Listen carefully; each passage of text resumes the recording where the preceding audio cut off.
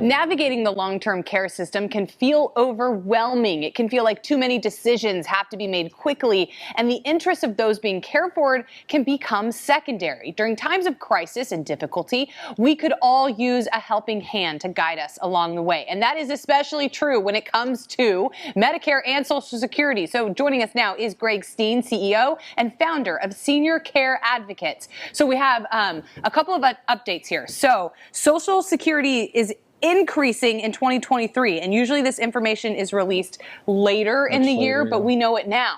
Why is that? It's an election year. Everything's different on an election year, right? Make everything look rosy, right? So yeah, it's usually mid-December when they get that. So. Right.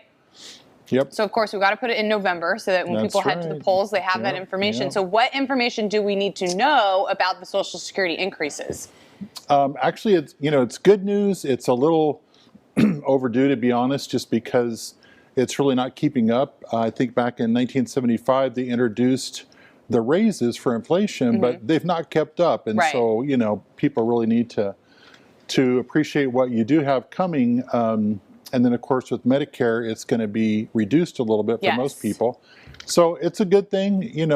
It's good. People will get their confirmations in December still.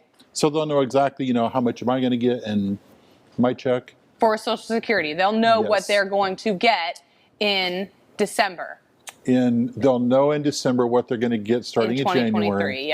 Yeah, and it's really cool. And if you don't really want to wait, you might be able to get it. I don't know exactly when it's going to be posted, but if you go to ssa.gov, you can create your own portal there and log in, and then you get what's called a benefits verification letter.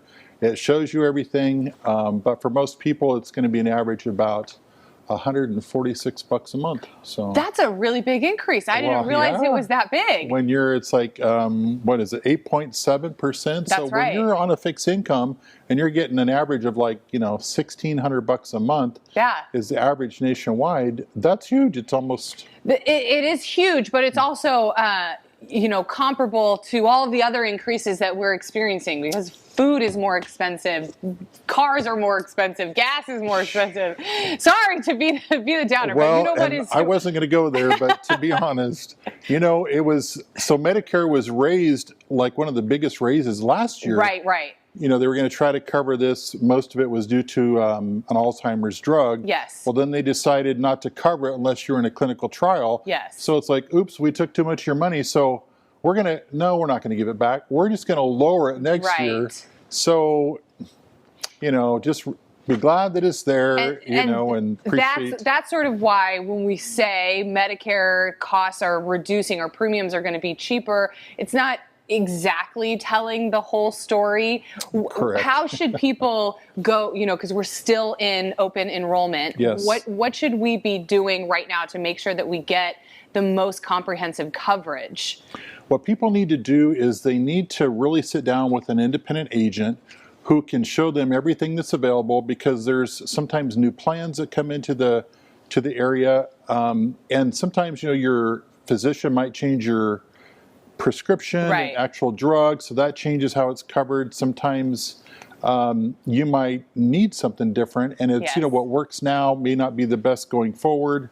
I just heard today that one of the companies that's been a great favorable one for many people is making major changes next year, and they're already kind of crying the blues about it. And so but what I guess it's easiest just to say this: what worked for you this year may not work for you best next year. So get a review. All the agents do them for free.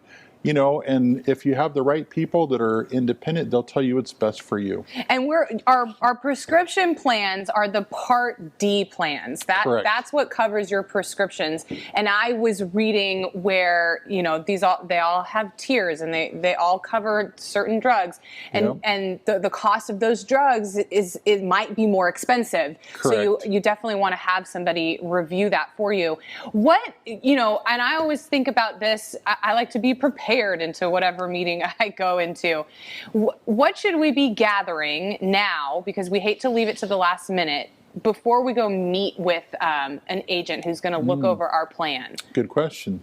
So your medication list and probably just a very good understanding of, how many times you had to go to the doctor, Yes. maybe were you hospitalized or not, what bills you actually got stuck with, if any, and and that way your agent will really know, okay, you're one who maybe is super healthy, you don't need it, you can go with this kind of plan because it's only more costly if you actually use it. Yeah.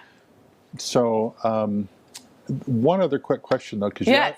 you asked a great question, what should we know? The other thing you need to know is your pharmacy the best place to buy your drug? Right. Because those change as well. And so we have agents that not only look at what's best for you as far as a plan, but they take it a step further and say, now let's look at which pharmacy is going to be best for you. Right, because there is a lot of activity in that area and a lot of people trying to disrupt the market and bring competition to the pharmaceutical area. So that is definitely something that we want to have knowledgeable people look at so that you're getting the best price for medications that you need. Okay, Greg Steen from Senior Care Advocates, thank you for being here. We will have the number that you can call if you need to get in touch with Senior Care Advocates. Thank you so much for being here. Thank you.